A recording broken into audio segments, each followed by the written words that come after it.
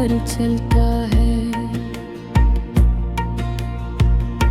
वो लम्हे जब तुम करीब थी, अभी भी दिल के कोने में जीते हैं। तुम्हारी बातें, तुम्हारी मस्का, तुम्हारी आंखों की चमक, ये सब कुछ जिसे कल की बात हो, पर वक्त ने सब कुछ छीन लिया।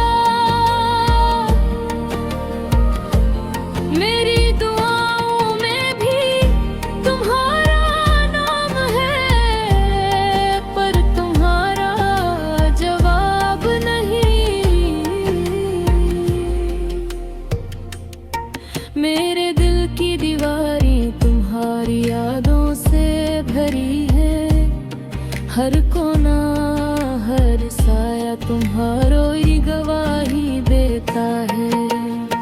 रात के सन्नाटे में तुम्हारी हंसी की गूंज सुनाई देती है, और आँखों से बेइख्तियार आंसू बहने लगते हैं। मैं सोचता हूँ क्या तुम भी कभी मुझे याद करती हो? क्या तुम्हें भी मेरी कमी महसूस होती है? या मैं सिर्फ एक पुरानी याद हूँ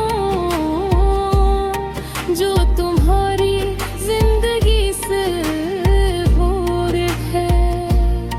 ये सवाल मेरे दिल को जलाए जाते हैं। रात भर का सफर तवील कर देते हैं। तुम्हारी यादें मेरी जिंदगी की खुशबू है।